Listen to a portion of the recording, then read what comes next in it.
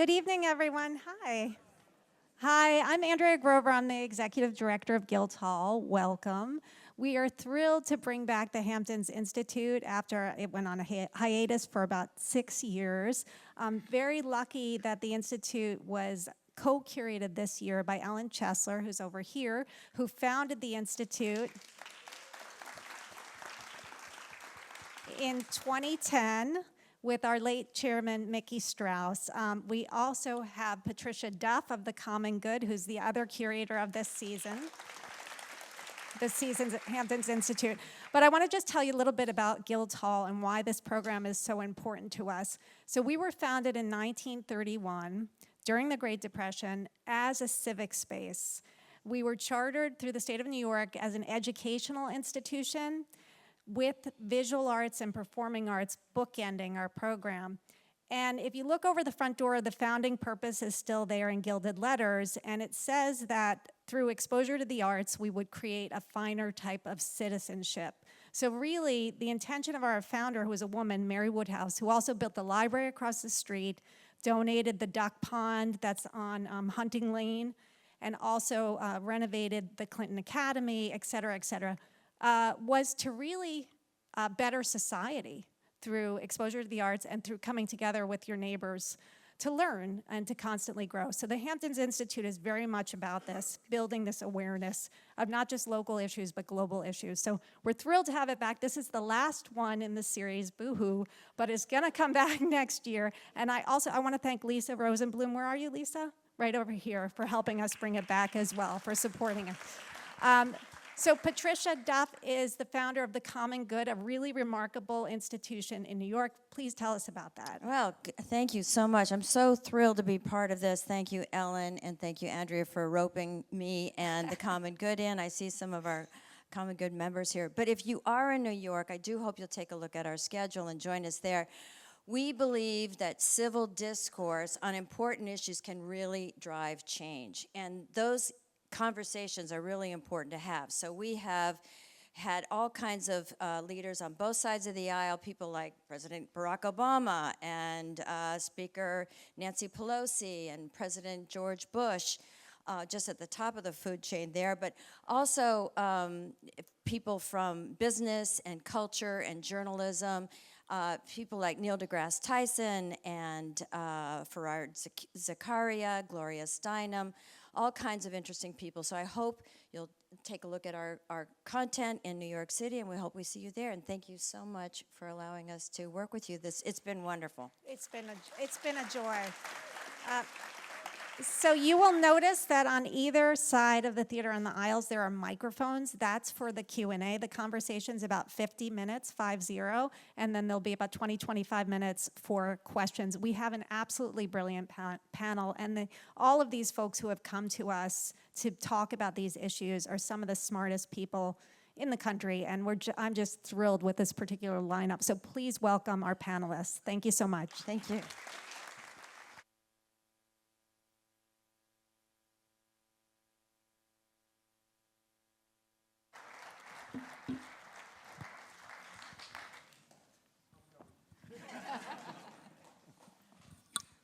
Well, good evening, everyone, and thank you for that lovely introduction. And it's thank you to all of you for being here tonight, because I'm aware it's a beautiful evening.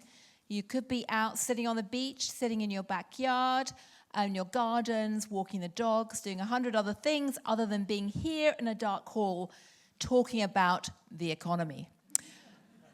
But the fact that there are so many of you here, and I gather the event was pretty much sold out, shows that we have two fantastic people here tonight to explain to you what the heck is going on with the economy, with the world, with the global trading system, with the Fed, and with AI and the whole boom around that.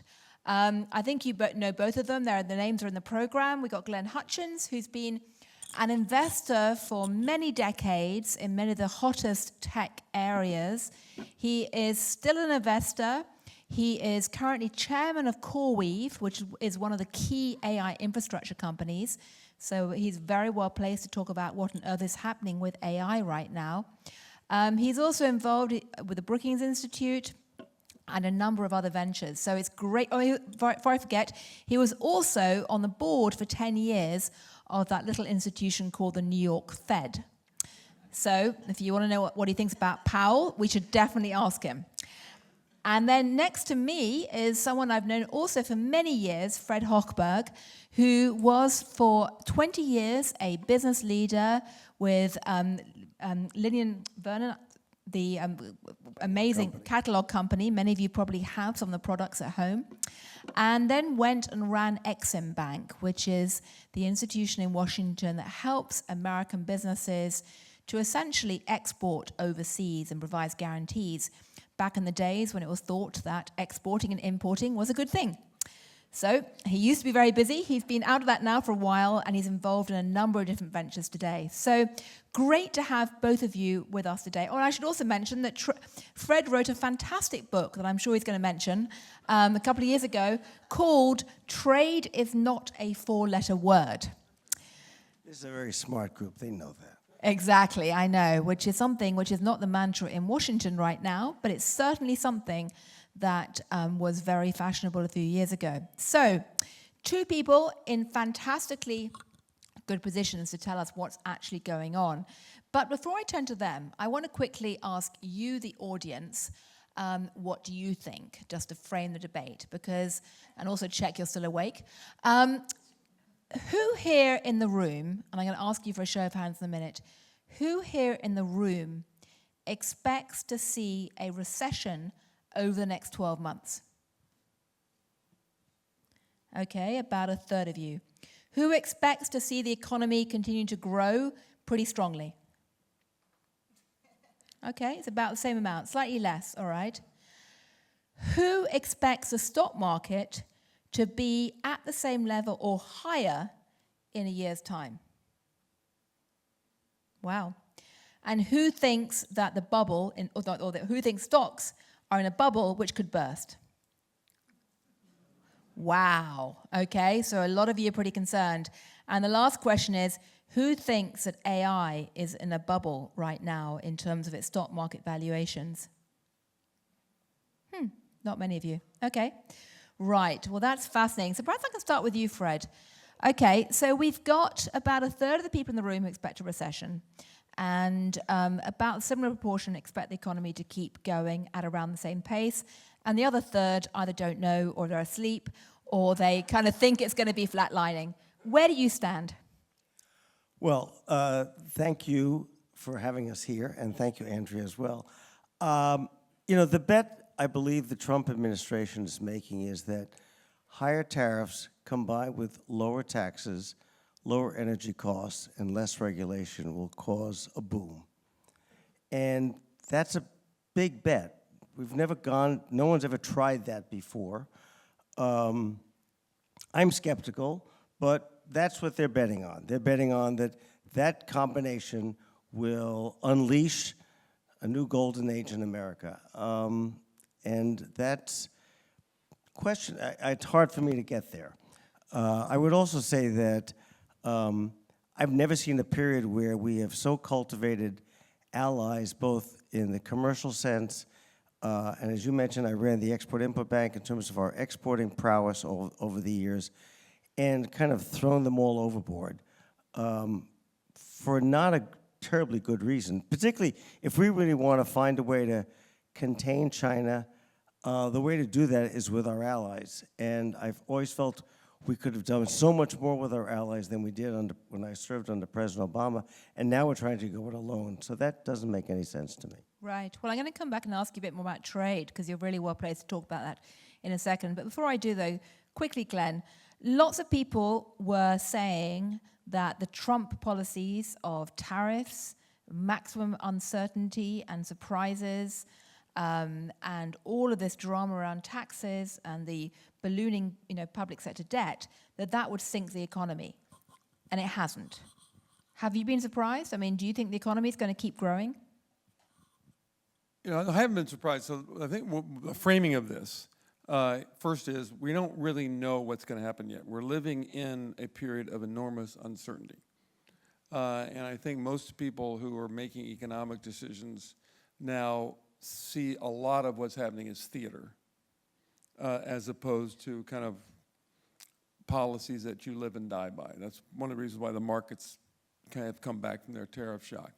But I think the biggest issue is the way I used to think about companies which had investment in our fiduciary for was you have a plan that you're executing against, and then you need to protect yourself against a one standard deviation risk, which is something that could happen that might disrupt your plans. And then if there was two standard deviation risk, 9/11, great financial crisis, pandemic, then governments would step in and you could sort of, have some sort of safety net around you. Right now, most businesses are thinking that the one standard deviation risk is the day-to-day world in which we live, and the two standard deviation risks are ones that can be triggered as a consequence of government policies that go wrong. Now, it looks like, and by the way, governments are the cause of the problem, not the people who are going to create the safety net underneath you to solve it. So you have to prepare yourself for things that look more like 9/11 and 2008 and the pandemic as a possible outcome for your business planning. So the main thing here, as a result of which is, I think that businesses are just more cautious in terms of thinking about long-term decisions around big investments, except if you have a huge trend in front of you that's clearly happening, what they call secularly, it's independent of economic cycles, as like AI. Right. Well, I'm going to come back and talk to you about AI later because I'm sure the audience wants to know more about that. But in terms of the economy, I mean, certainly most of the economists I've spoken to have been very surprised by the strength of the economy this year, given that we've had this on-off tariff trade turmoil. And in the last few days, we've had supposedly a deal between the US and Japan, although Japan appears to have walked some of it back already. We have had a deal between supposedly the US and the EU. Again, it's unclear what that really means. And I'm told that right now, the American officials are trying to negotiate something with China. Now, you, Fred, sat for years at the center of these trade discussions. What do you make of these trade deals? And do you believe in the so-called taco theory, which is that Trump always chickens out? I mean, if you look at the stock markets right now, they are full-on in taco mentality because after the US-EU deal was announced, they barely budged. So either they'd priced it in already and assumed that a deal was going to get done, or they just don't care anymore. I think part of it is anything less than 25 or 50%, people gave a sigh of relief. So I think by sending such a crazy number out there, the alternative now, all right, it's not as bad as that. The challenge is, it's a bit like companies doing sort of corporate earnings. You basically try and talk everything down beforehand and then surprise them on the upside when it's not quite as bad as everyone expected. right. And then secondly, if you're going to buy an apartment or buy a house and you say to someone, okay, I agree, we're going to pay $2 million, which you can't do out here. But if you pay $2 million... Let's say $20 million, okay? $20 million, and they say, great, we have a deal, that's not really a deal. I mean, you have to sign a contract, when are you going to close, who pays the brokerage fees, what about the inspection? It's the same thing with the trade deal. What are the rules of origin? What is covered, what's not covered? So just this sort of overall, yes, it's 15%, without a lot of detail. I mean, Mies van der Rohe said God is in the details. It's in the details of those deals, and they tend to be hundreds of pages, not a single type page.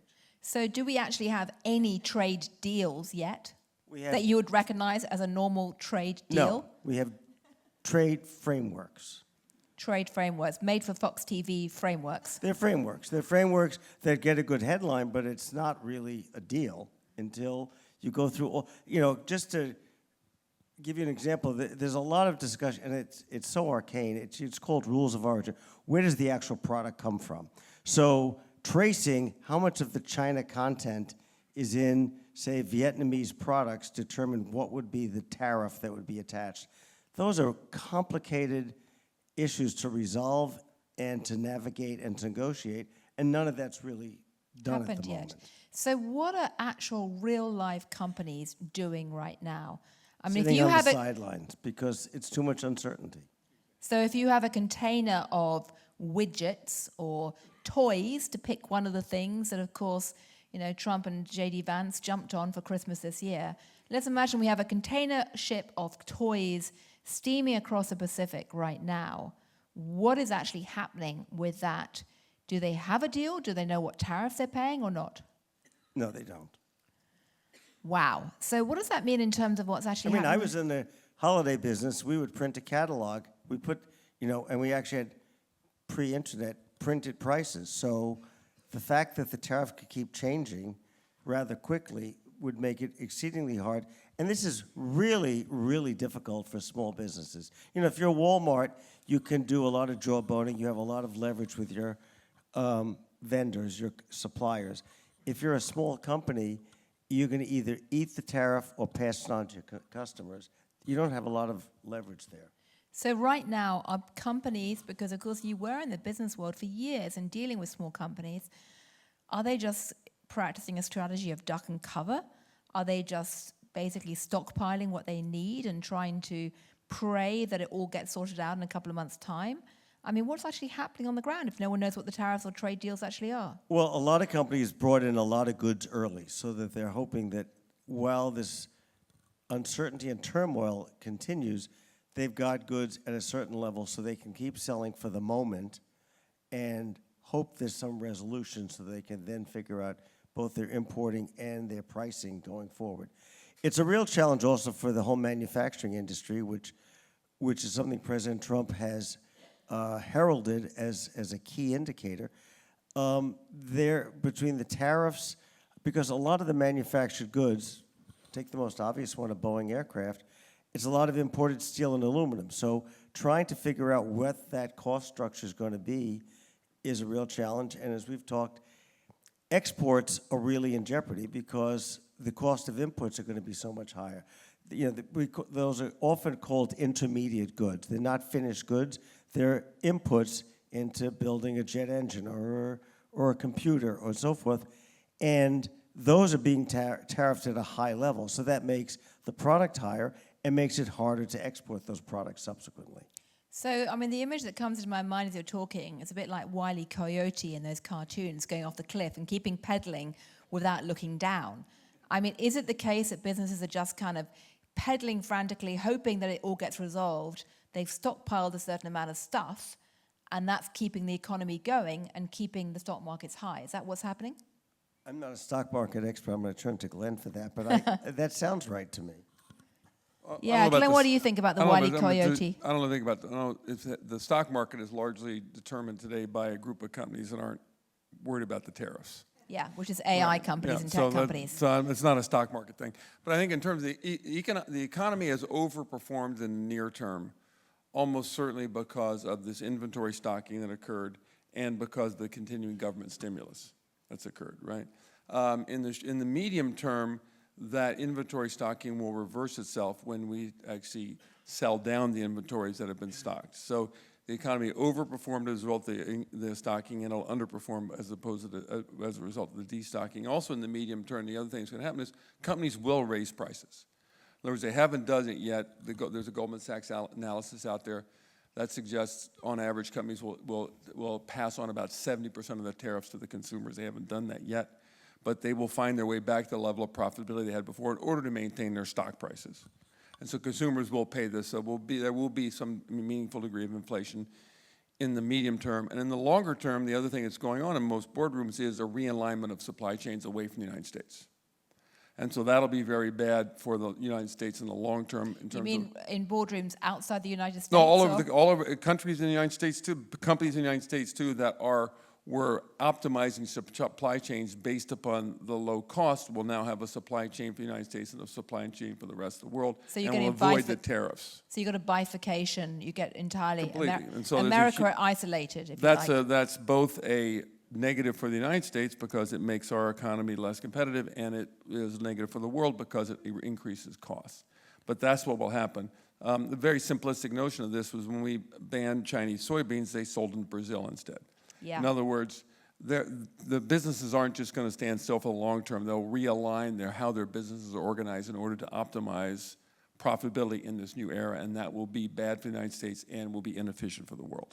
Full stop. So we're seeing a real shifting of the tectonic plates and a gigantic fault line opening up around America. The way I put it is these tariffs are a stress test for the global economy.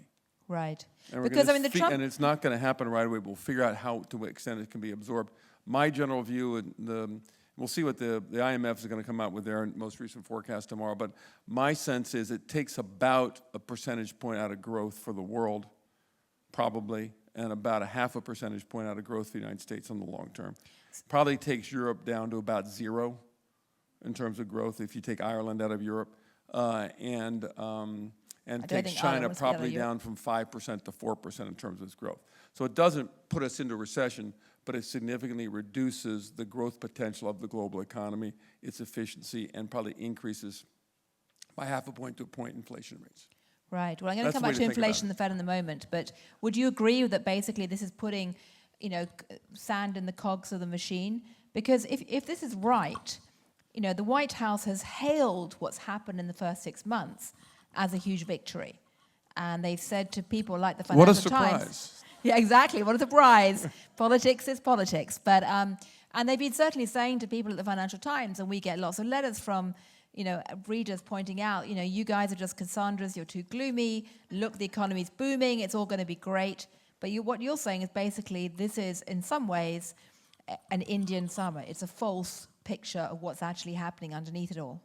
Well, it's going to take some time for this all to be absorbed in the economy and for us to see the consequences of it. Yes. Right. So I think the nearer term consequences are stimulative, and the longer term consequences will be the opposite. And Fred, would you agree? Well, I read a few commentators made the point, and I think it's a good point, that is similar to Brexit. There was not an immediate impact to Britain at Brexit, but it has a huge impact 2 and 3 years down the road. So picking up what Glenn said, I think that there's just so much noise and so much uncertainty, and it keeps changing, but I think this may be like Brexit, that 2 years down the road, we will feel a lot of the pain from this. And one of the other problems is, once you impose these tariffs, and if the base is now 15, it was 10. Now, let me just give you an example of the EU.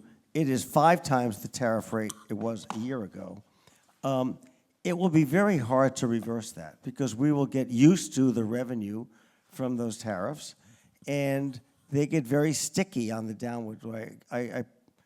Sorry to mention my book, but we have a... Okay, I will wave your book at the audience we again. We have a high... Trade is not a 4-letter word. We have a high tariff on children's clothing and children's shoes, and it was generating about $15 billion a year in tariff revenue. And it really hurts working families. It hurts low-income families. And why don't we get rid of it? Because where are we going to find the $15 billion? Nobody wants to raise taxes, so that stays in. So it's once these tariffs are in and we're collecting the revenue, it's going to be really hard to unwind them. So the flip side is, we'll talk briefly about debt. Is this going to be one of the keys to tackling the debt problem, Glenn? No, not even close. But I think... Because again, I'm just saying these are the White House talking points, that we're going to basically have the economy boom, grow out our way out of debt, get the income from the tariffs. So, the 10-year estimates on the cost of the big, beautiful bill, B cubed, I think it's called triple B, which happens to also be a credit rating label for dodgy bonds. Junk bonds. Not a good one. I know, and the fact that no one in the White House appears to have noticed calling it the triple B bill may not be a very good thing. Shows, one might say, a lack of self-awareness. But yes. So is about $5 trillion, $4 trillion with dynamic effects. So it's $4 to $5 trillion. The tariffs will offset that by about $1 trillion over the 10-year time period, and that's before the changes in the way people will operate to reduce it. So it's very small offset. Look, I think and the other question here in terms of what you're talking about is, there's always this issue which I distilled it down to trade versus tech. In other words, it depends on what problem you're trying to solve. They're trying to solve a problem that's been generated by a meaningful decline in middle class and working class incomes and wealth and prospects over the last 30 years, which has been attributed to globalization. But I think, in my view, it's very, very clear that meaningful decline or stagnation in incomes in the low middle, in the working classes, contrasted enormously with the massive increase of wealth at the upper end, is more a consequence of tech than trade. Over the last 40 years, the United States... taxes. Well, but in terms of the big social effects, and there's some tax issues there, but over the course of the last 40 years, most people understand that the U.S. value add for manufacturing, what we've produced as a manufacturing nation, has increased by 2.5 to 3 times. And we're still the world's biggest manufacturing country by a wide margin. And on a per capita basis, we are vastly bigger than China in bigger than manufacturing? China. And on a per capita basis, we're hugely bigger than them in terms of manufacturing. The problem is over those 40 years, we've employed 1/3 less people to do it. Right? And so the massive increases in productivity that have come as a consequence of put more and more technology in what we do to manufacture is the big issue. You're not going to solve that with tariffs.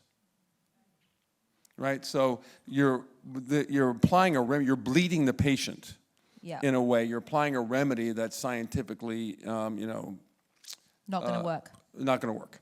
That's I think what we're mostly facing in this. Not that is the tariff going to be this, is the taxes going to be that, is the offset going to be this, are we going to bring back this little bit of manufacturing? That's not the question.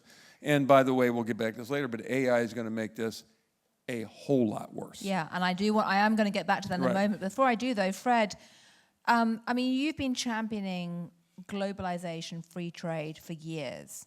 You know, you were there at the EXIM Bank doing that. Your book argues very strongly that growth is more robust when there's free trade. You do a lovely job explaining what happens to supply chains and why it's good for American consumers. The counter to that is, from the White House, is firstly that globalization has hollowed out American industry, shattered the middle class, and also that China is eating our lunch.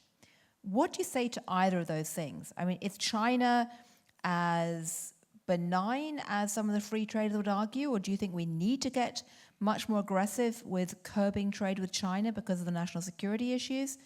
And do you think that, in fact, globalization has been responsible for smashing away American middle-class jobs?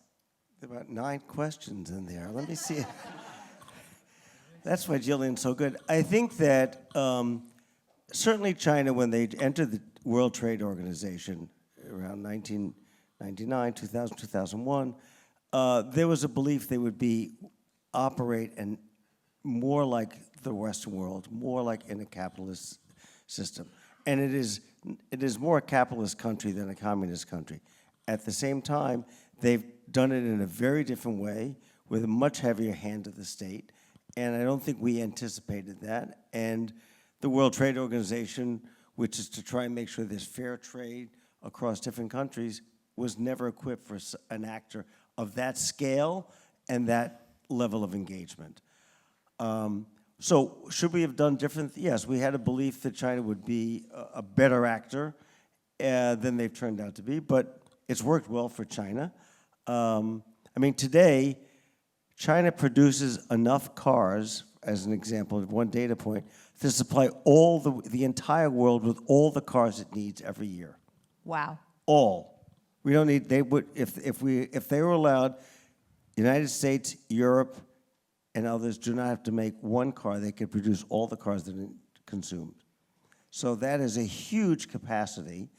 And I think their capacity is more built on they want to be the global leader. And if they don't make that much money and everything, that's okay. They've also got to keep a lot of people employed. So we haven't really used the right tools to do so. I think that the idea of trying to get Japan, the Quad, Japan, India, Australia, the EU, to have a concerted effort to work with China, we've kind of thrown that out the window right now. I mean, we've thrown that out the window, and I think countries are saying, do we stick with China? Do we stick with the United States? Do we find a way not to align? But I think we have really hurt ourselves if we really want to find a way to contain that. And on China end, it has certainly hollowed out many communities and done a lot of devastation. But we had the tools, we just didn't want to use them, something called trade adjustment assistance. How do we retrain people? How do we make sure people are always ready for the next kind of technology coming down the road, not lifelong learning. Lifelong learning is a terrible term. Lifelong learning, if anyone here remember sitting in school with those chairs attached to the desk that you have to like climb into. So telling a 50-year-old man you're going to have lifelong learning, that is like a non-starter.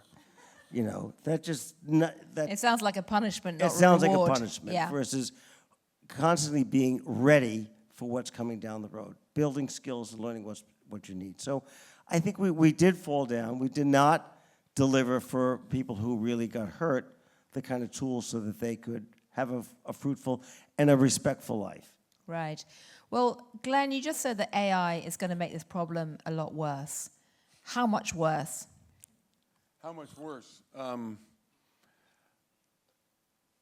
So I saw a statistic today. Right now, the unemployment rate for people in the age after which you graduate from college, 22 to late 20s or 30 years old, is higher for college graduates than for non-college graduates. Wow. That's pretty depressing for all the parents in the room who've been paying for this. And for anybody who, and we can talk a little bit about, if you'd like, actually what's going on in the AI world, you're getting to the implication, the longer-term implications of what's going on, but understanding is, I think, more important. But it's very, very clear that very large parts of what had previously been white-collar jobs, but what happened to the blue-collar jobs in America as a consequence of of technology and trade is about to be visited on white-collar jobs as a consequence of the capacity of these large language models and the associated tools to do a lot of that work. So are you expecting a similar level of protest to erupt amongst white-collar workers as we've seen in blue-collar workers? Or what do you think the economic impact of that is going to be? I'm thinking more about how to invest in it and kind Right. of what's going to happen personally. Okay, so you're thinking... I'm thinking the other questions are basically unanswerable. But I do think that, but they're catnip for journalists, so let's talk about them. Okay. I do think that this is going to be more of a global phenomenon than a U.S. versus China phenomenon. I think low-level white-collar jobs all across the world will be implicated by this. So it won't be a kind of a regional thing. And I think that if you think that, you talked earlier, do you think AI is overvalued? You know, there's a camp of people that think it's exaggerated, and then you have a whole point of view about what that means. You have a group of people, which I'm in, which thinks it's tectonic, and you have a different set of implications. Coming from the tectonic point of view, this has the potential to be as large as the introduction of as the Industrial Revolution and the computer revolution. It'll fundamentally change the way people work, the way they earn, and what they do.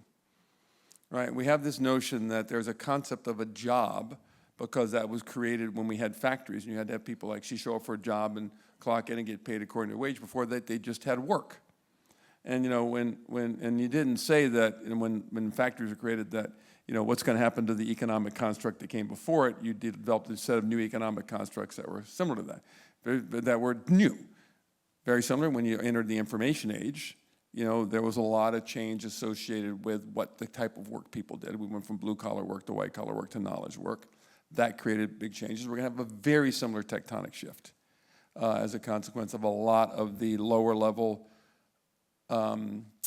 white-collar jobs. You know, young lawyers, young accountants, consultants, bookkeepers, software programmers. I go down the list.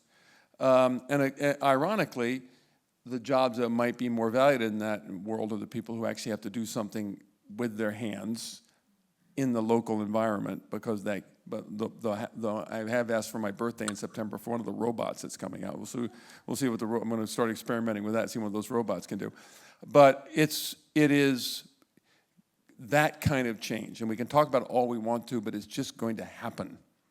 And we're gonna have independent to of deal with whoever it. is president, whatever their policies they have, it's just going to happen. Yeah, it's just going to happen. Now, to go back to one of the things Fred said earlier about trade adjustment assistance, you know, all due respect, that was so small and so insignificant relative to the tidal wave that, you know, everybody thought we're going to have, don't worry, we'll have trade adjustment assistance, should be all right. It wasn't going to do anything. But you said something also earlier, which I think was vastly more important, which is we had a set of tax policies and transfer policies and social distribution policies that made the situation worse rather than better during that time period, right? So I think the most important thing is what's our construct going to be for social fairness during this massive change. So it sounds like we're a bit like on the Titanic heading for the iceberg and worrying about the deck chair organization.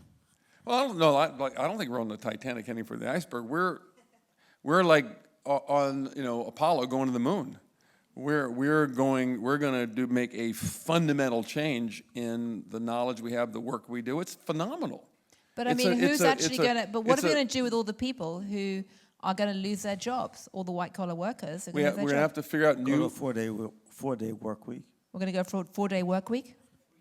You go to 3-day work week, I'll go to 6, and I'll kick your rear end. I agree with you. I mean, I'll do more in those 6 days. I mean, really? You got to work less? No, you're going to work more with these tools and get more done. Right? It's very clearly we're going to create massive amounts of new kind of wealth. The question is how we distribute it and if we can create a new social construct. So it's really about getting a new social construct. But you don't take the negative side of it. Look at the positive side of it first. It's extraordinary what we're actually already accomplishing in medical research. It's a whole host of things. That part I agree with. I mean, I spent half my time at Cambridge University, and I see up close what's happened with something like AlphaFold, an AI platform for life science research, which has completely transformed within a year the way the researchers are doing their work. Yeah. I mean, it's astonishing that. I completely agree. I guess the question really is, we've already got an explosion of what I call the 3 Ps, populism, protectionism, and patriotism or nationalism, as a result of the upheavals we've had so far from the last 2 decades. When you throw it forward and think about what's coming down the tracks, if you're right, Glenn, we're about to see this astonishing shift in the economy, the astonishing extinction of a lot of jobs that we've all grown up and thinking are going to be there. And so how on earth are we going to adjust without more political and social turmoil?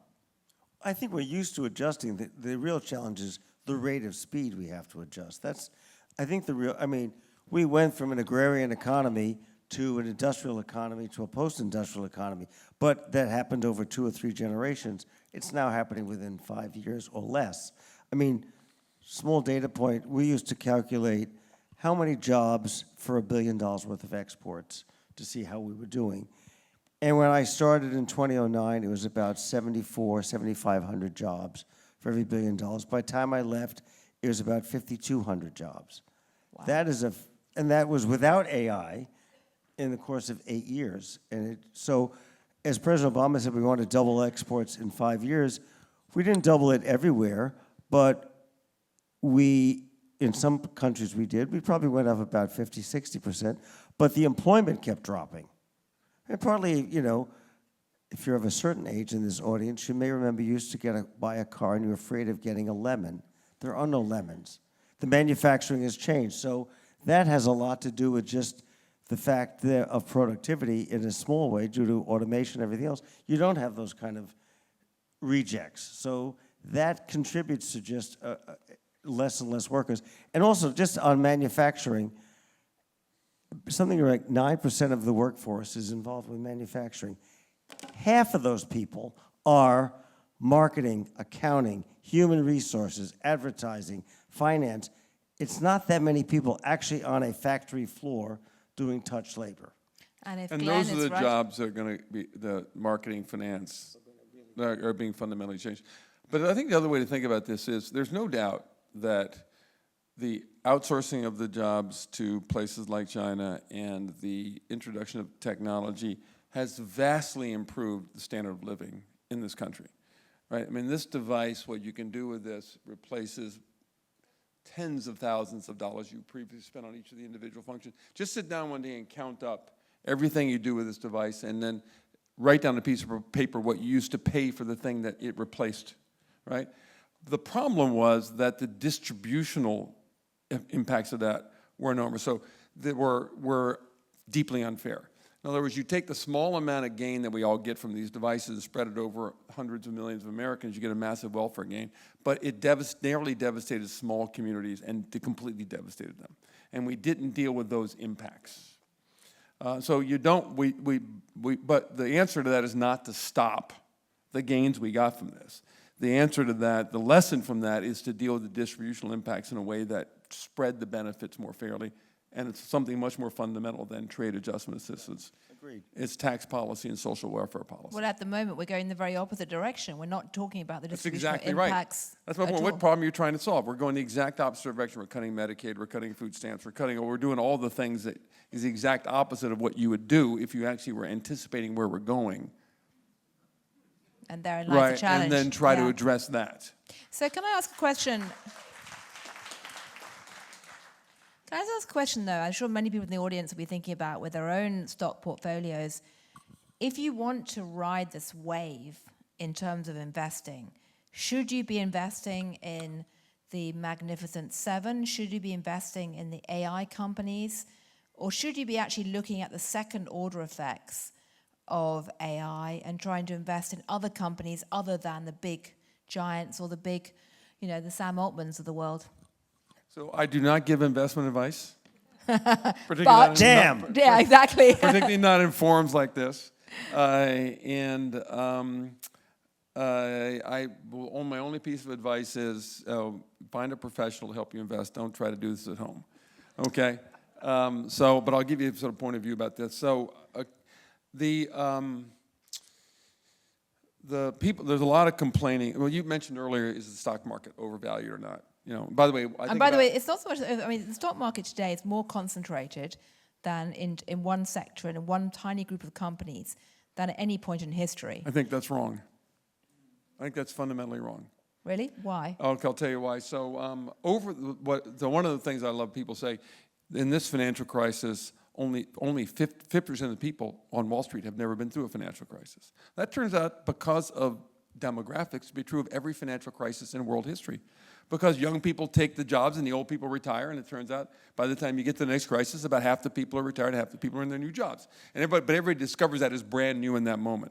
If you go back and look at the history of stock market, you will find that it's always been concentrated, going back to when they stood under the buttonwood tree on Wall Street and started trading these securities in the next growth phase.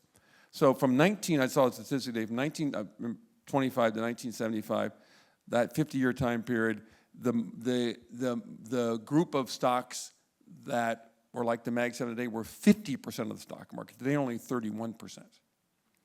Yeah, and in the 1850s, it was real estate that drove the stock market. In the 1870s, it was railroads. And after that, it was steel and aluminum. And then you had the Nifty 50, and then you had the internet, and then you had cloud computing, and now you've got AI. So the concentration of value in the companies that have the most amount of prospects for the future growth is a constant, more likely than not to be a characteristic of the stock market. That tells us almost nothing as kind of a construct for understanding how the markets are working. I think that's kind of an important point, kind of number one. I think important point number two is that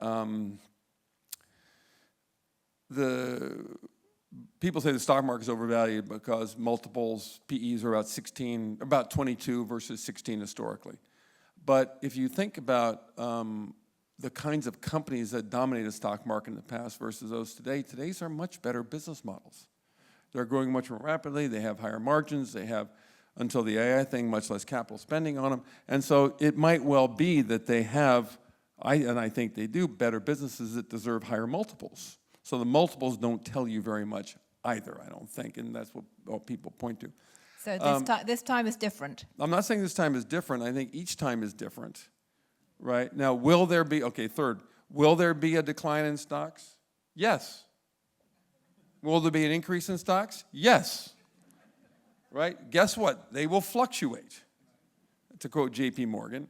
But I know exactly what's going to happen to stocks. It will fluctuate. His famous quote, right?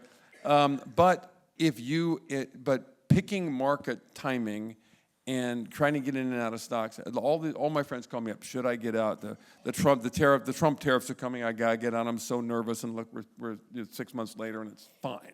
It's even higher. So if you tried to get out at that point, and over very long periods of time, staying exposed to stocks has been a smart thing to do. Right. But the one thing I would say is today, the way to think about today, the last point I'll make, is that being exposed to the economy of the future is extraordinarily important. So yes, you should have some degree of exposure to that part of the market that's the most overvalued, because it's overvalued for a reason. But I think the other way to think about this, which is the construct which I've been working with, now if you're interested, this is my latest thinking about this, is that if you believe that AI is tectonic, in every sector of the global economy, retail, finance, manufacturing, there will be companies that are early adopters and effective adopters and companies that are not. And you want to be concentrated in the companies wherever you invest that are the most effective, thoughtful adopters of these technologies, because they're the ones that are going to win. That's the way that I think about it. Wherever you're investing, that company has to be forward-looking and investing aggressively in these technologies. Right, so if you can't beat them, join them, and make sure you're with the companies that actually are riding that wave. But Fred, I'm curious, because of course you were looking a lot at trade flows. I mean, there was a time when everyone thought that the US and China were tied at the hip because of the technology supply chains. They now look like they're trying to smash them apart. Do you think that's going to be good or bad for America in the long term? I mean, are we going to see situations where companies like DeepSeek are forced to innovate because they've been shut out of part of the US tech supply chain and could actually end up leapfrogging American companies because they've become more self-sufficient? Or do you think that it's actually just going to slow down the overarching direction of tech? We could have kept, and Glenn knows this better than I do, but I think we could have kept a leadership role and not tried to box out China in that way. I mean, certainly on national security issues, we need to do that, and we need to do a better job of that. And that's harder and harder to do because of just the supply chains and the components that go into products. But I think about, as I was listening to Glenn, companies, whether it's a drugstore or an airline, companies that have better embraced technology, have a better technology platform, operate better, have a better customer experience, and I think it will be even more so, as Glenn has said, companies that really integrate AI into their model will become more customer friendly, more easier to navigate, more attuned to customer trends, and more rapidly able to navigate all that. So I think that's true. As I said now, every bank is a technology company. Every CVS, Duane Reade, they're all technology companies. They're not just drugstores or banks.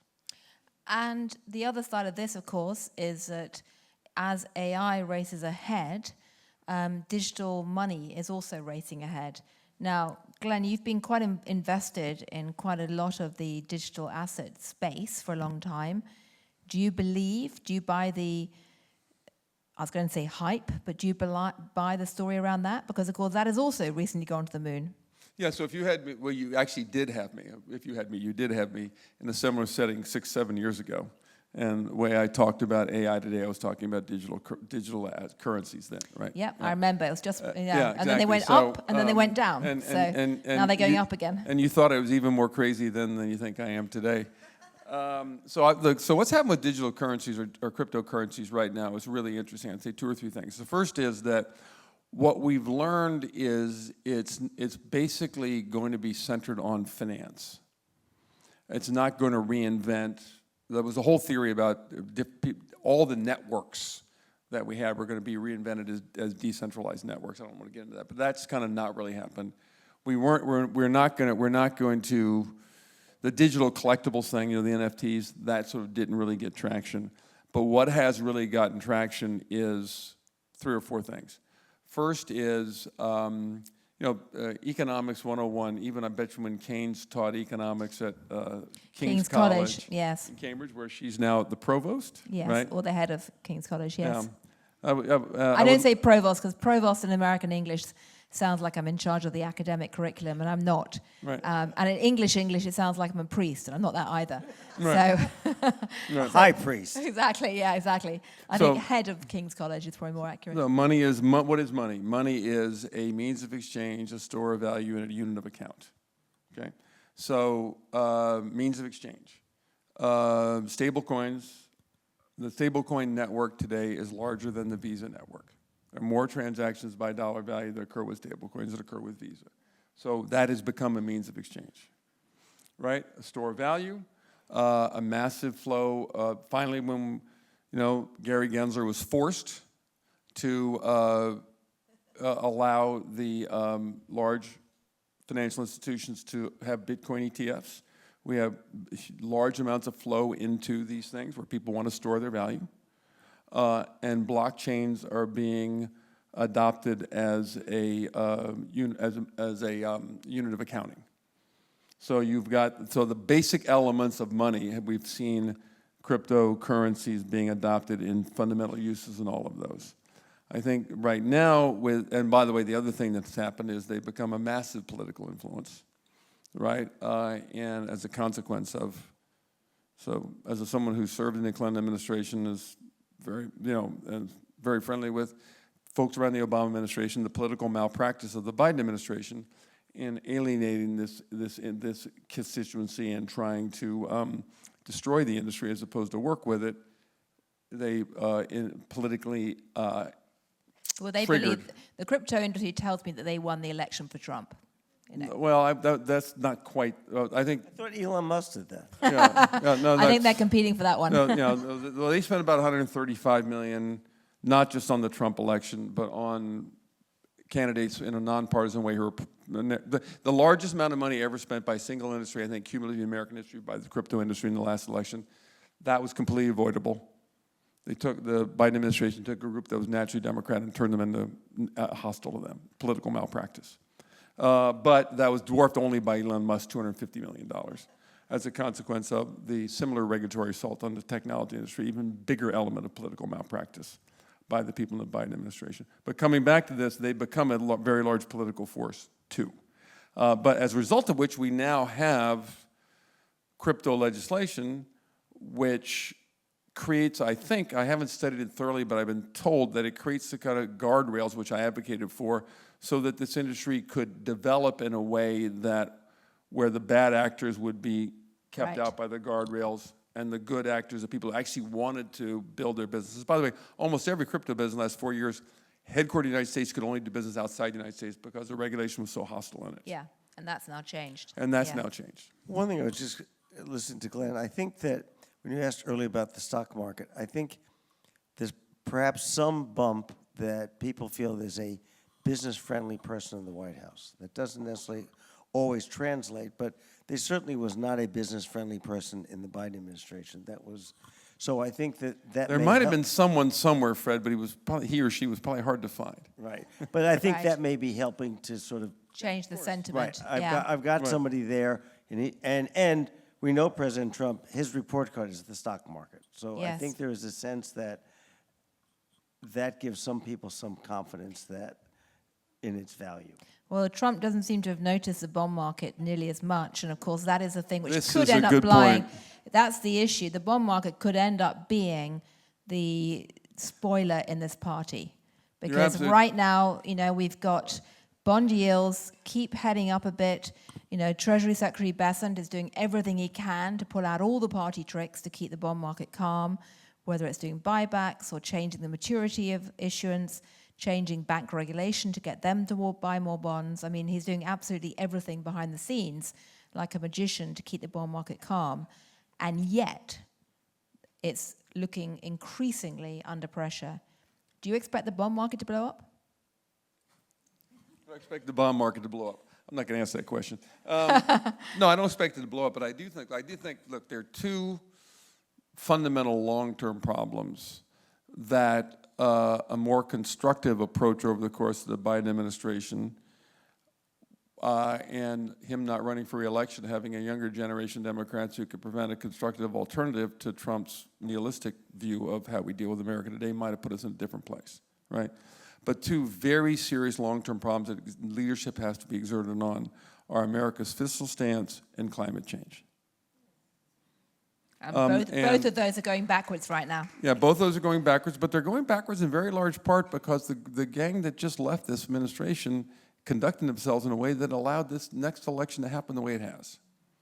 Right, so they're much more at fault, or much more fundamentally at fault than then they'd like to take accountability for. So you can't just blame it on Trump. You can't just blame it on Trump. But so right now,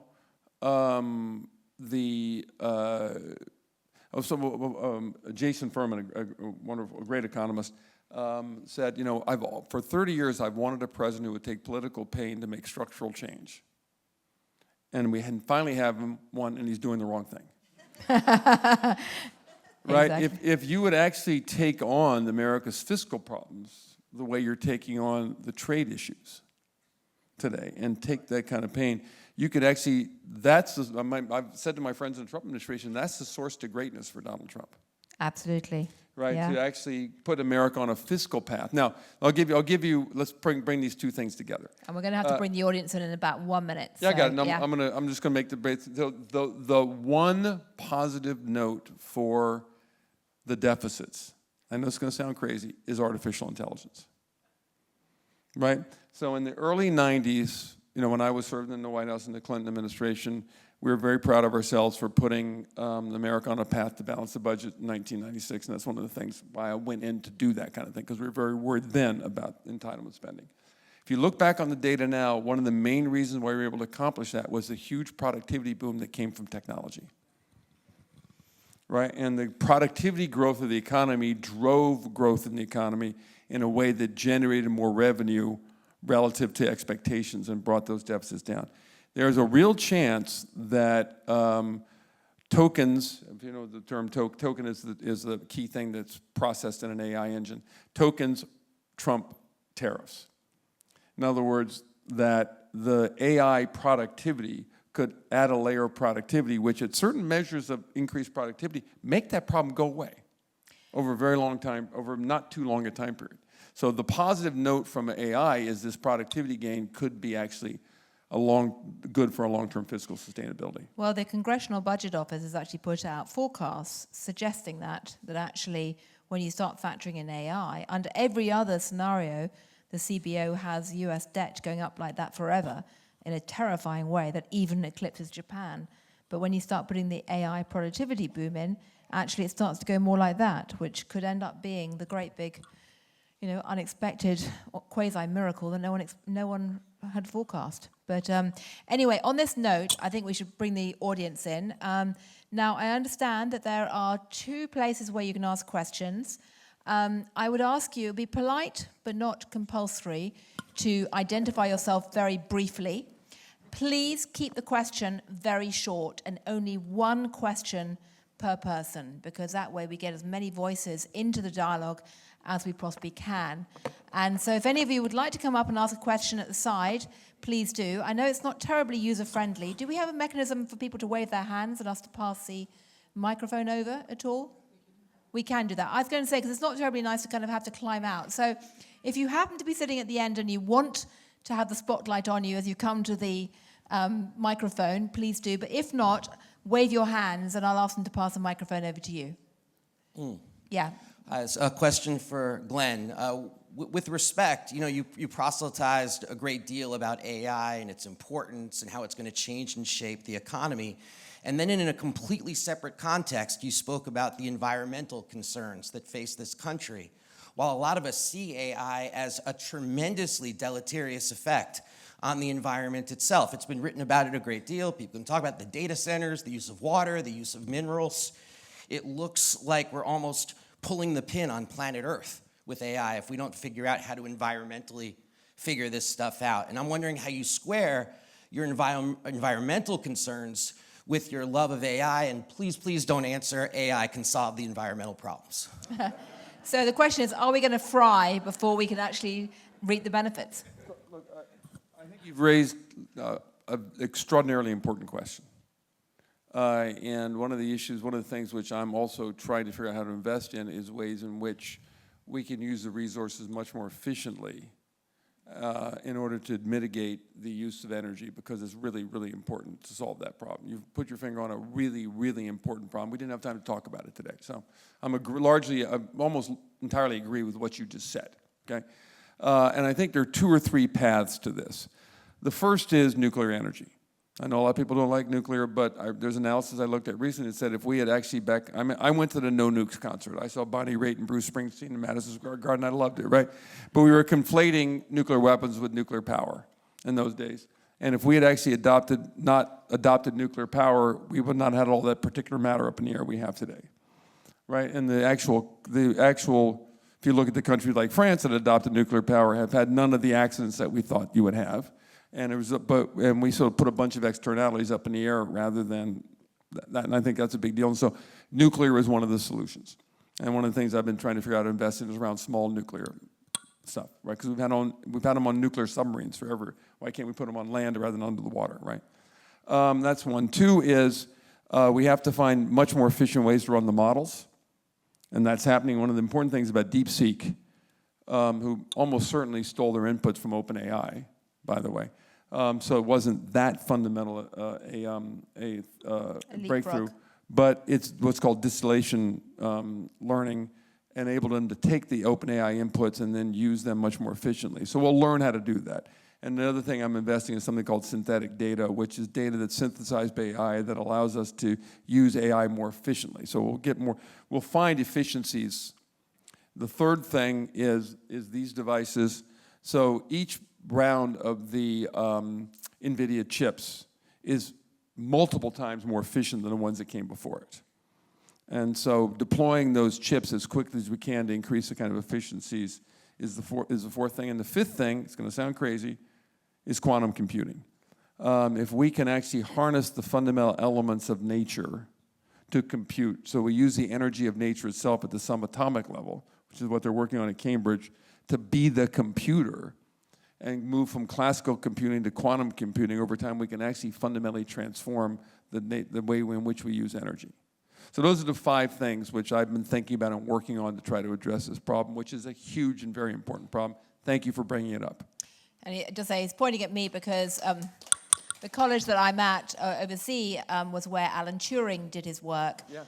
Jeff Hinton and other people like that. And we now have the sort of equivalent of Alan Turing in quantum computing sitting in Cambridge, and a whole very dense network who are actually, in many ways, more excited by quantum computing than AI. And in many ways, that's something that if anyone in the audience is curious about what's coming next, I'd suggest go and study a bit of quantum computing, because that really is another huge breakthrough coming down the road. We have a question over there with the microphone. Yes, hi. Thank you for this excellent panel. It's really, really superb. My name is Kathleen Camilli. I'm a former Federal Reserve Bank of New York economist. So neither one of you have talked about Scott Bessent's role in the Trump administration. I wonder if you would reflect a little bit about that. So tell us what you think about Scott. I'll let him break. Fred can take that one on, but I'm a big fan of the New York Fed. So thank you for your service there. Well, I think actually Gillian said it. I think he's working behind the scenes as best he can. I think he's trying to find a way to navigate steering the economy and reconciling that with these tariffs that are very disruptive and very uncertain. So I think he's, with the hand he's been dealt, to use a cliche, he's doing the best he can. I think it's a real challenge. I think that all those in the administration have a very challenging role ahead. And I was going to say one other thing when Glenn was talking about President Biden. You will never hear anybody, Republicans, ever criticizing anything the Trump administration does. And we should remember that that's a fundamental difference, that there are Democrats who have and will continue to find fault with President Biden, President Obama, President Clinton. You're not going to find that currently in the environment we're in right now. Absolutely, there's a healthy debate. Just why on that issue, because we had a question from the New York Fed economist, what do you feel about Powell? What happens do you think Trump actually will push Chairman Powell out? And if so, what will that do to the bond market? Because I would agree, I think Scott Bessent has worked magic by keeping the bond markets calm as they have been. He's pulled out every single trick in the bag behind the scenes. But, I mean, what happens? Do you think that Powell will get pushed out? What does that mean? So my engagement with these matters, I like to deal with policies, not personalities. So Well, it's kind of hard when you have a president who's all about personalities. But I'm not just not going to comment on Bess, and I'm not going to comment on Powell. I'll just give you a sort of a policy framework to think about it, right?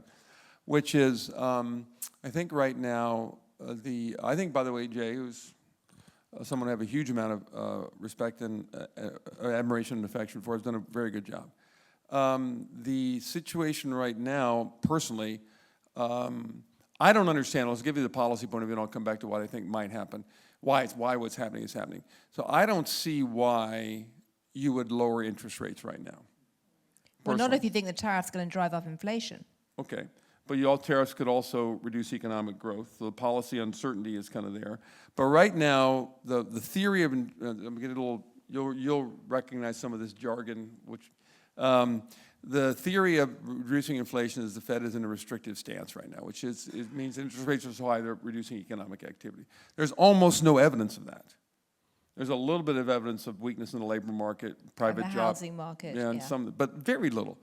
And so the policy, there's not a policy argument right now for reducing rates. And by the way, if you think that the stock market is overinflated, the last thing you would do is reduce rates, because that's so I'm not sure why you do that. But the issue is, I think the policy, and we can, people can talk about the politics and all the stuff that's going on, trying to change the subject from other topics. I'm not going to get into that.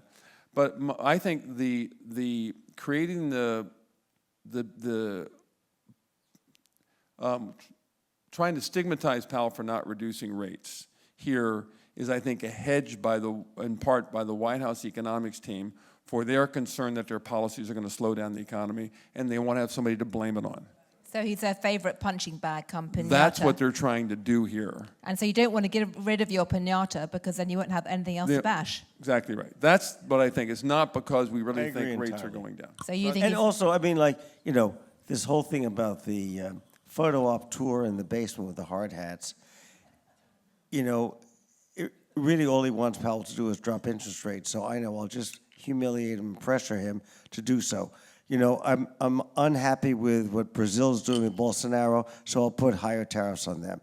I'm unhappy with Mexico, even though we have the best trade deal ever negotiated in the history of the world, but I don't like the fentanyl. So we're often finding other foils to get what he wants. Right, distraction. Okay, so we have a question at the back, just behind. Got someone up the microphone. Do you want to? Yes. And then we'll come back to you. All right. My name is Conrad Jordan, and I am a fellow dog walker on Little Albert. Yes, on the beach. And I can tell you, as an attorney, firsthand how quickly AI is moving into those kinds of intellectual spaces. And I think you're right, it's going to be tectonic. But my question for both of you is, how much do you think that the economic challenges we face are due, not to just this policy, that policy, but a cultural shift that I think was summed up best by Gordon Gekko when he says greed is good? Because when I was a kid, it was expected, a CEO might make 100 times what the employee made. Now it's 1,000 times. And one of the contradictions I see in the political right and the MAGA movement is everybody wants to go back to the glory days of Leave It to Beaver and black and white television when America was on the top of the world in the 50s and 60s. But the marginal tax rates, there was actually one that was 90% that lasted for a long time. The theory was, after you've made this many, back then it was hundreds of thousands, but it would translate to millions or tens of millions today. After you've made that, you don't need any more. And 90% is going to go to the rest of society. And it actually stayed in the 70s, I believe. The top marginal tax rate was in like 75% when I was a kid. And then I think it just dropped under Reagan, and greed is good. And I think you could look at different levels. You could look at the whole country saying, you know what? Yeah, my friend down the street's going to lose his job, but I'm going to have lower prices at the big box store. Right. And the whole country lets illegal immigrants in because that's cheaper also. And so my question is, no matter what policies are put in place, is it all sustainable? So is it If basic? with a cultural ethic of greed is good, and if we can have trillionaires, that's the next step. Right. So is the problem not economic but cultural? Fred, it's your turn.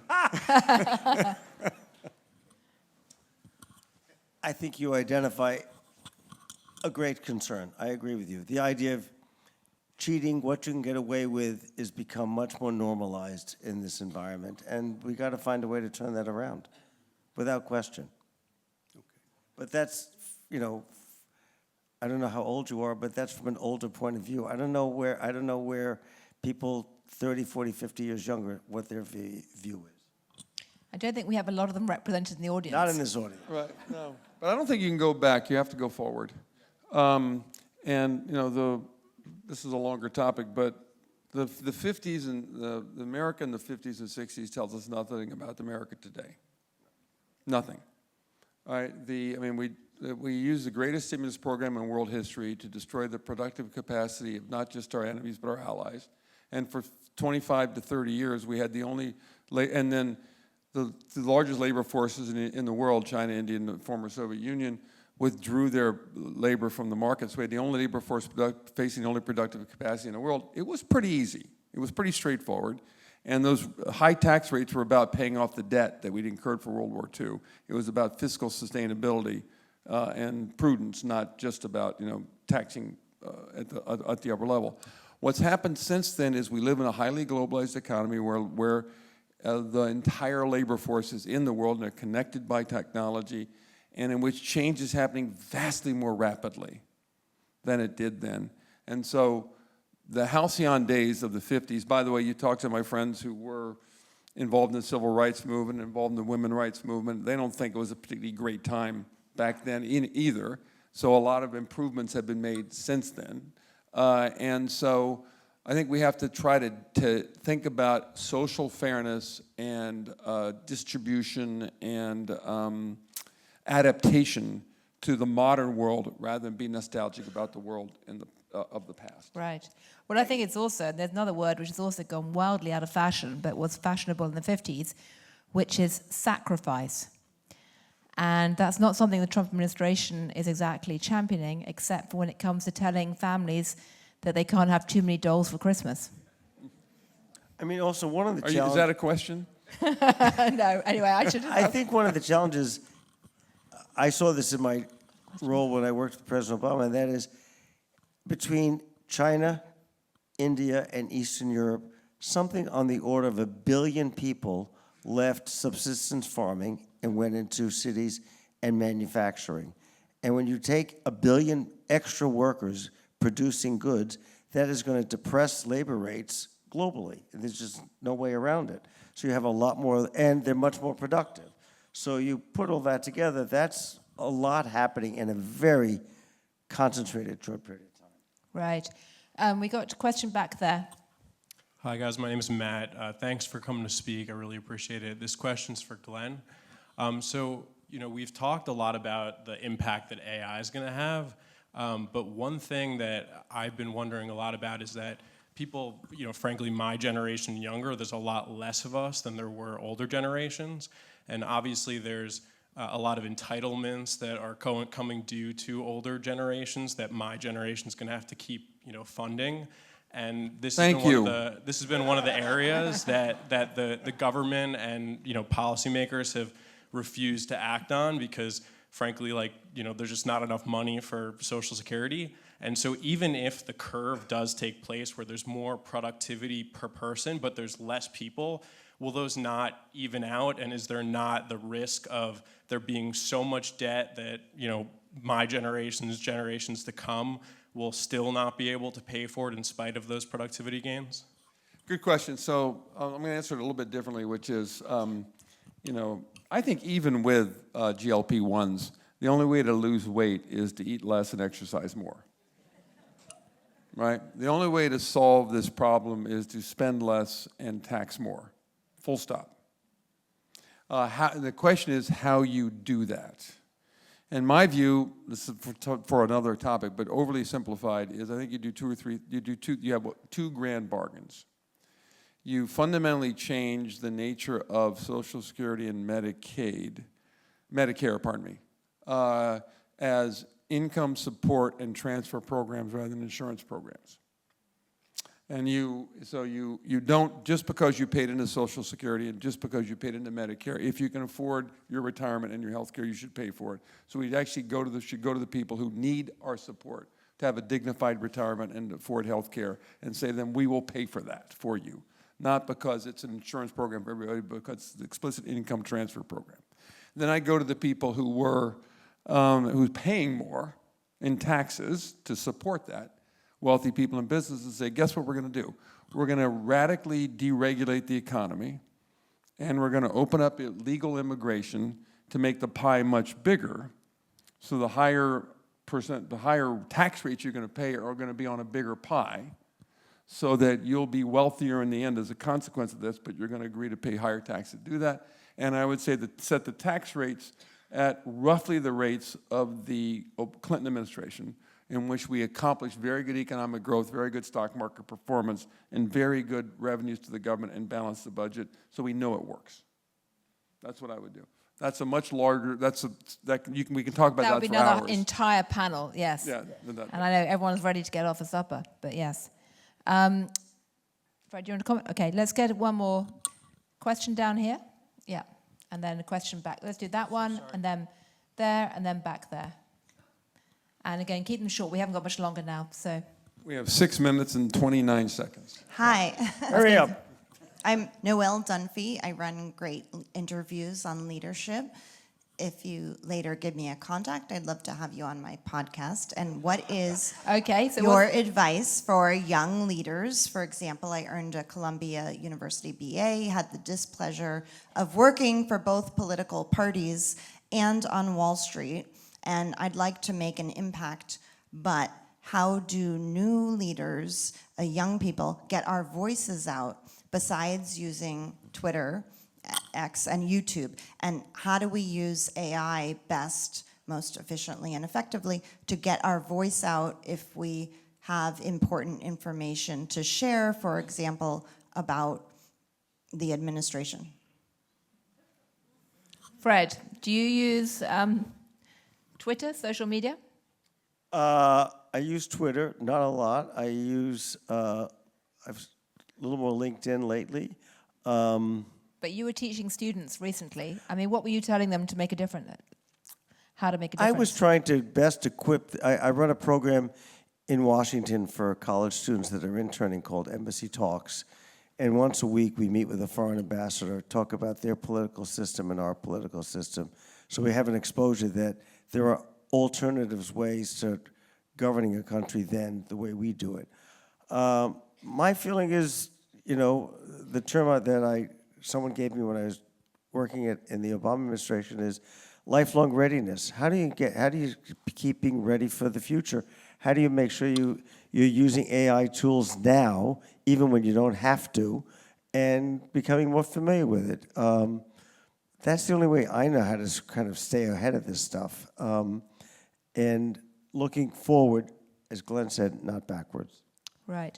We got another. Other thing I would say, going back to when de Tocqueville visited America and wrote Democracy in America, one of the things he commented on was the extent to which civic society and civic associations in America made a huge difference and had a cumulative impact. So my view to young people is don't feel like you got to change the world. Don't feel like you have to, have a big Twitter audience. Work on something that interests you in your local community and make a difference. 100%. And cumulatively, you will change the world. Well, that's a lovely way of putting it. My name is Steve Solomon. Just a question. What risk do you see to the U.S. dollar being the world currency? Fred. I think a large risk because we never have explained to the American people why it's important. And I think that the public doesn't have any understanding of why that's important, why that's to our benefit, and I think that puts it at risk. I think that's a really, really good question. and it's one I've been thinking a huge amount about. I don't have a good answer for you, but what I do recommend is get Ken Rogoff's book, Our Dollar, Your Problem, and read it, because I think the best, very accessible way of thinking about this issue. I think the biggest risk to the U.S. dollar is, of course, the fiscal stance of the U.S. government. Right, we can't go on forever this way, continuing to print these dollars and expect the world to take them. I think the second biggest risk to the U.S. dollar is the extent to which we are compromising our alliances and causing the world to realign their supply chains away from the United States. So they become less dependent on the United States for the settlement of their transactions. The third biggest risk to the U.S. dollar is the extent to which we are talking about reducing its value rather than increasing its value. When Bob Rubin was Secretary of the Treasury, he would say a strong dollar is in the U.S. interest over and over and over again.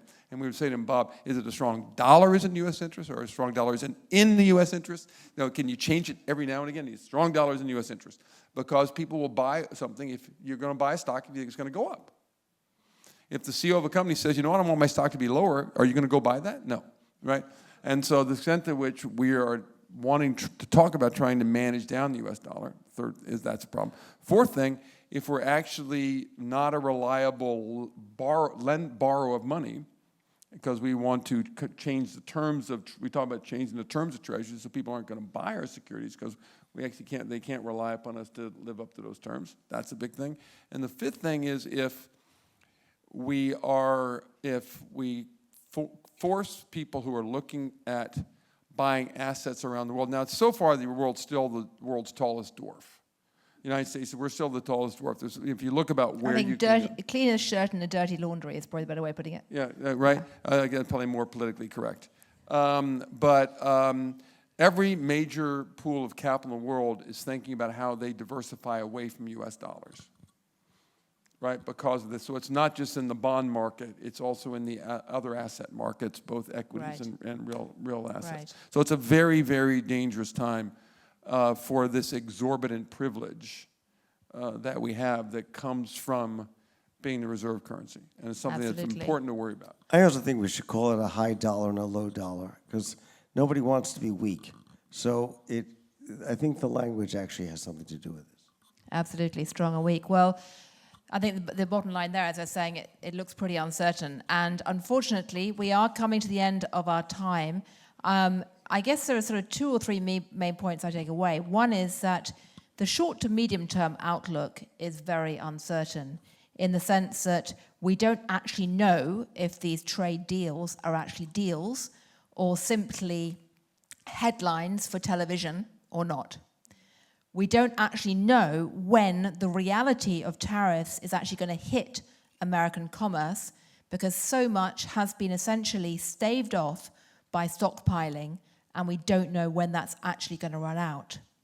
And we don't actually know the degree to which Scott Bessent, Treasury Secretary Bessent, can keep working his magic with the bond market against all these pressures, including the pressure on the Fed, and whether we're going to see some kind of nasty bump or, if nothing else, a really nasty showdown around the Fed erupt as the president demands that they cut rates, and of course the tariffs are likely to raise inflation in a way that means they can't. So there's a lot of short-term uncertainty. But the big point I take away from today is actually that short-term uncertainty pales into insignificance when you look at the longer-term big shifts in the tectonic plates.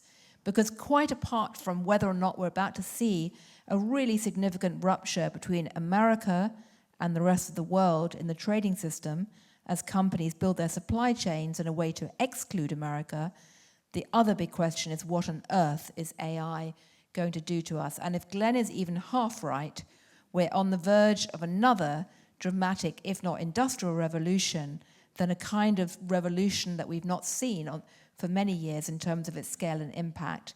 And that could be amazingly good for productivity. Maybe it'll even bring down the debt. It could also, though, wipe out a lot of jobs that we've been all trained to think should be there, and our kids are expecting to be there as well. So, if nothing else, deeply uncertain times. Sounds like a good time to go out and enjoy the beach. this time of night. And I'll just say a huge thank you to both of you. And Gillian, thank you. for Thank you, educating Jill. Well us. done. Thank you.